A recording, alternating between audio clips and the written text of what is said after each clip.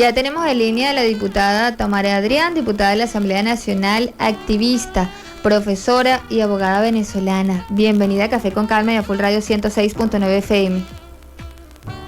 Muchísimas gracias por la oportunidad. Un gran saludo por esa tierra del sur. ¿Aló?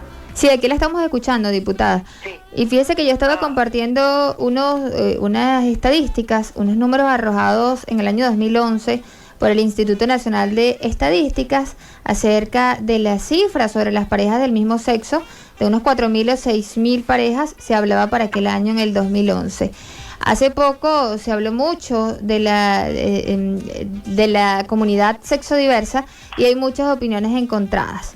Pero quisiéramos hablar un poco, pleno siglo XXI, año 2020, cuál es la situación legal, qué es lo que está ocurriendo, cuáles son los avances que se han obtenido en el marco legal para esta comunidad. Bueno, en Venezuela ninguno. Y eso que tú mencionabas, de esas 4.000 y tantas parejas del mismo sexo que se atrevieron a decir que eran parejas del mismo sexo para el censo de esa época, porque seguramente eso es menos de un 1 o 2% de las que realmente existen. Lo cierto es que esa cifra desapareció después. El Instituto Nacional de Estadística la desapareció y dijo que había un error muestral, que eso no era, entonces no dio ninguna explicación, se pidió explicación y nunca la mencionó después, nunca dijo por qué. Pero lo cierto es que hoy por hoy tenemos derechos iguales para la población LGBT. ¿Y qué significa derechos iguales?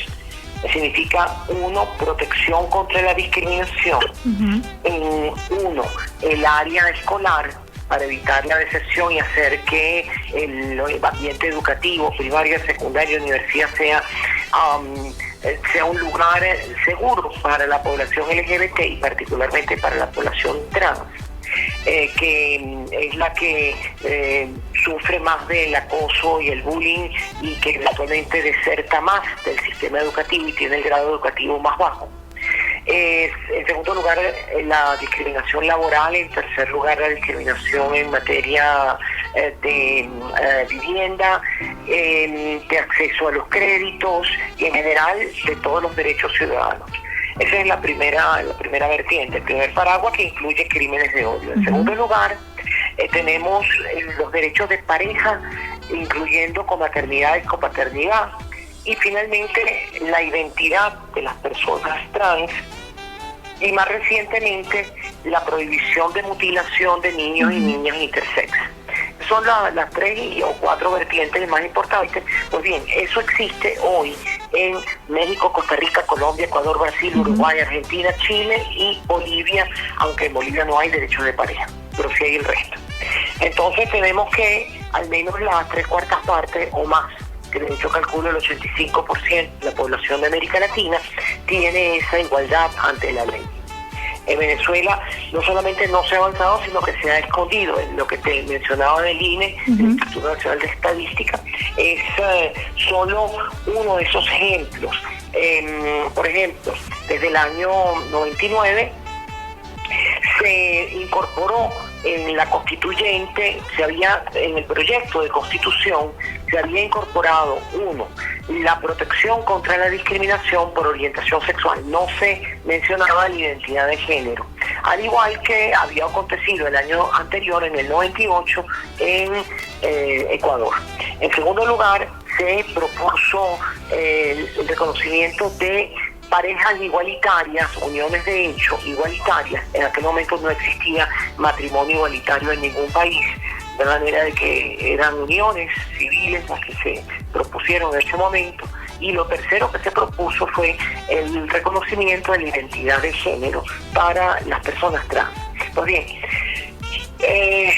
todo eso se eliminó. En cuanto a lo primero, se eliminó pura y simplemente. El segundo se sustituyó por un bloqueo a las parejas del mismo sexo en el artículo 77, diciendo que es entre hombre y mujer.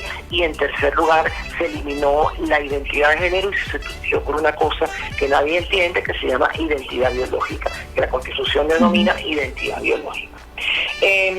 Con continuó el tiempo, se intentó una acción ante el Tribunal Supremo de Justicia en el año 2003, esa acción fue resuelta en el 2008, el objetivo era que se hiciera una interpretación del artículo 21 constitucional que habla de la igualdad ante la ley y en función del artículo 77 que habla para las parejas de hombre y mujer. Pues bien, el Tribunal Supremo de Justicia, en sala constitucional, en una sentencia del 28 de febrero del año 2008, lo que dijo fue que las parejas del mismo sexo eran distintas de las parejas heterosexuales y que por eso no era discriminatorio el no protegerlas constitucionalmente. Cabe destacar que en esa misma época, un año, 7 meses antes, en Colombia se planteó el mismo tema y la Corte Constitucional por unanimidad dijo exactamente lo contrario, que era inconstitucional el discriminar contra las parejas del mismo sexo. Lo mismo sucedió ese mismo año 2008 en Brasil. El Supremo Tribunal Federal de Brasil dijo exactamente lo mismo y finalmente el año 2009, en enero del 2009, la Suprema Corte de la Nación Mexicana. Continúa pasando el tiempo y se discute en la Asamblea Nacional, totalmente chavista en aquel tiempo, estoy hablando entre el 2005 y el 2010, la ley de orgánica de registro civil. Ahí se propuso de nuevo uniones igualitarias y se propuso el reconocimiento de la identidad de género. Eso fue eliminado, quedó del reconocimiento de la identidad de género el derecho al cambio de nombre, pero no de sexo, que toda persona, dice la ley, cuando no corresponda con su género, el nombre, y pueda así afectar el libre desenvolvimiento de la personalidad. Esa era la expresión que se utilizó porque no se va a hablar de personas trans en una ley, se habla de la situación que origina la discriminación. Pues bien, el Consejo Nacional Electoral, que es el órgano rector del registro civil, empezó a decir que eso se aplicaba a un pene que habían llamado Pedro, a un pene que habían llamado María o a una vagina que habían llamado Pedro, pero no a las personas trans. Otro nuevo bloqueo.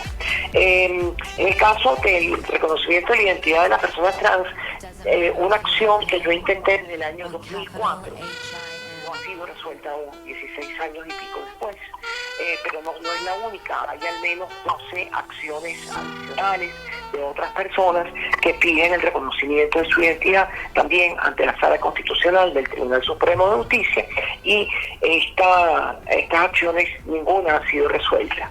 Se pidió la inconstitucionalidad del artículo de el Código de Justicia Militar que establece la criminalización de un delito de relaciones sexuales con personas del mismo sexo con una pena de 1 a 3 años de prisión.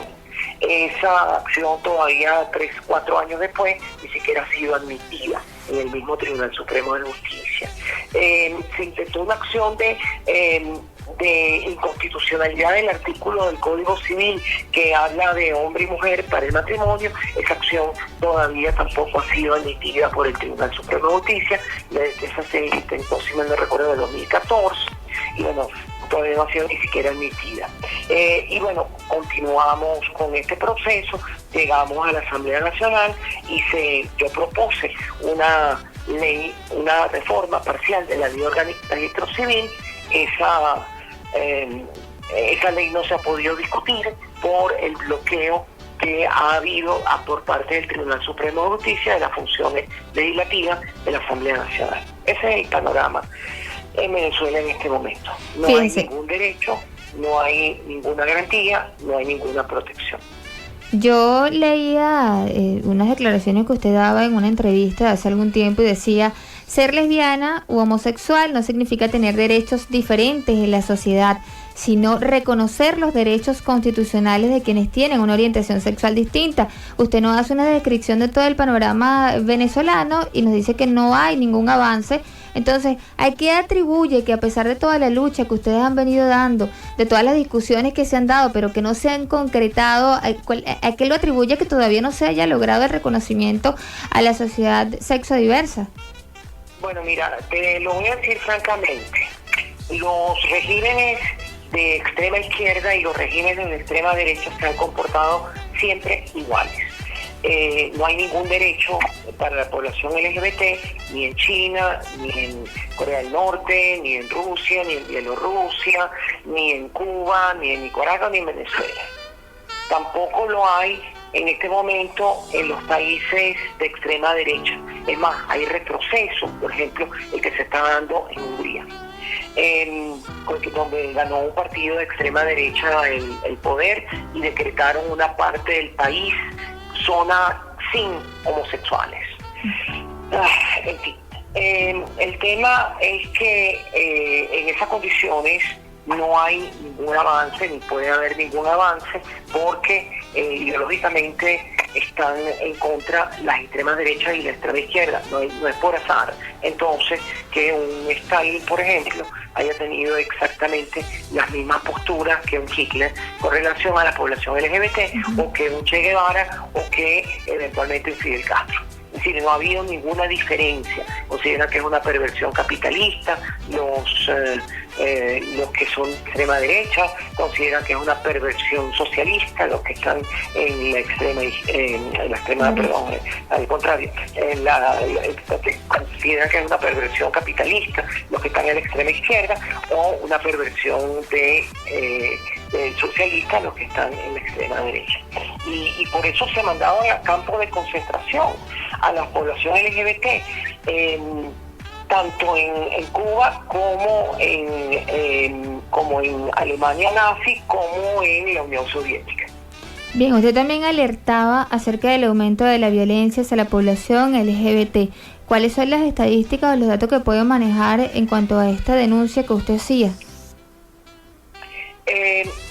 No tenemos, fíjate que hay un gran problema. Uh-huh. Conocíamos de crímenes de odio y de violencia por el boca a oreja de algunas organizaciones de sociedad civil que estaban en el interior del país y en las grandes capitales, y en segundo lugar por los medios de comunicación. La mayoría de las ONG están prácticamente desmanteladas porque sus dirigentes se han ido del país, bien sea por persecución en contra de ellos por parte del régimen, como el caso, por ejemplo, de los dirigentes de Venezuela Diversa, o de una organización que era bastante afín al chavismo, por cierto, en Maracaibo, y lo ves también por otra razón, por razones económicas. Es decir, la diáspora también, esas 6,5 millones de personas que están fuera de Venezuela, una parte de ellas son personas LGBT. Esta mañana hablábamos justamente del problema de migración forzosa, desplazamiento forzoso y los temas LGBT. El punto es conflictivo porque son personas que son sujetas a discriminación, a tráfico de personas, a esclavitud sexual, o eventualmente inclusive a la muerte.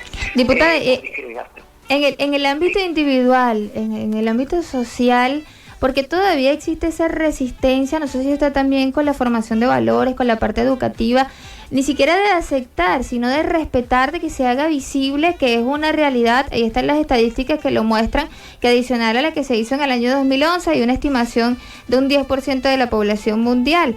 ¿Qué está ocurriendo y qué deberíamos hacer o qué se debería hacer en los planteles educativos a nivel global, no solamente lo que ocurre en Venezuela, para que exista la visibilización de esta comunidad? Visibilización que se da a pesar de los crímenes de odio y a pesar de la violencia, pero lo cierto es que educación no hay. Venezuela es prácticamente el único país de Sudamérica, quizás también junto con Perú y Paraguay, donde no ha habido ningún avance significativo en políticas públicas, ni en materia educativa, ni en materia de convivencia. Y esto apareció de manera muy notoria cuando yo publiqué el libro a comienzos de año para dejar de ser fantasmas, donde analizo unas encuestas de personas LGBT viviendo en Venezuela y personas LGBT venezolanas viviendo en el extranjero. Y a una pregunta en particular, las dos preguntas en particular, de violencia verbal y acoso en espacios públicos o en locales abiertos al público y de violencia física en esos mismos sitios. Cuando hago la pregunta a aquellas personas que están en el extranjero, se les preguntaba que compararan la violencia que sufrían en Venezuela con la violencia que sufren en los países donde están. Y los países donde están es en Colombia, Ecuador, en el orden de cantidad. En Colombia, Argentina, Chile, México, España, Estados Unidos, Ecuador, después viene, Perú venía antes, bueno, en fin, hay un orden, no es que estamos hablando de que están en Suecia o en Noruega, están en América Latina o en España, básicamente, y la discriminación y la violencia física y verbal cae en al menos un 75 a 80%. Es decir, que las personas decían que habían sufrido en promedio discriminación en Venezuela en espacio público o en locales públicos en un 75%, y esa discriminación en esos otros países que ya digo no son Noruega o Finlandia caen alrededor del 20%. ¿Y por qué sucede eso? ¿Por qué sucede eso en Colombia o en Perú o en Argentina o en Chile o en España? Bueno, de nuevo por educación, por campañas educativas y por leyes contra la discriminación, porque se visibiliza, porque se hace visible que discriminar por orientación sexual o identidad de género es tan detestable como hacerlo por raza o por religión o por sexo. Bien, diputada, ¿qué mensaje le envía a la audiencia de Café con Calma de Full Radio 106.9 FM? Justamente la humanidad está cambiando, se está viendo afectada por la pandemia y creo que es momento de que empecemos a reflexionar acerca de algunos temas, que aprendamos a ser más tolerantes y más respetuosos. Bueno, en este momento fíjate que es interesante ver lo que está sucediendo en Estados Unidos con el tema del racismo. Porque no es diferente, como decía antes. La discriminación en contra de las personas LGBT no es diferente ni en su origen ni en sus consecuencias que la discriminación racial o la misoginia o la intolerancia religiosa. Nadie nace racista, nadie nace homófobo, transfóbico, nadie nace misógino o nadie nace intolerante religioso. Eso se aprende, y se aprende en casas, en colegios, en algunas iglesias y en la calle. Y hay que aprender a desaprender esos odios, hay que aprender a desaprender esas enseñanzas erróneas, porque el mundo del siglo XXI tiene que ver con la inclusión de todas y todos y que nadie se quede atrás. Porque lo que estamos viendo con las protestas en Estados Unidos es que a pesar de que había habido programas de inclusión, programas de acción afirmativa, inclusión en colegios, inclusión en el espacio público, en el sistema laboral de personas de afrodescendientes, lo que ha sucedido en la práctica es que, sin embargo, no han cambiado las mentalidades de las personas lo suficientemente para que esos tipos de violencia dejen de ocurrir. Pero lo mismo pasa con el tema de las mujeres. ¿Por qué sigue ocurriendo, a pesar de la igualdad ante la ley de las mujeres, violencia basada en el género y en contra de las mujeres? Por la misma razón, porque no se ha cambiado suficientemente la mentalidad de las personas. Pero el cambio es lento, pero tiene que venir. Y hoy en día, así como ya se ve absolutamente mal que alguien pueda agredir al otro por el color de su piel o por su sexo, tiene que también ser igualmente detestable que alguien agreda a otro por su orientación sexual o por su identidad de género.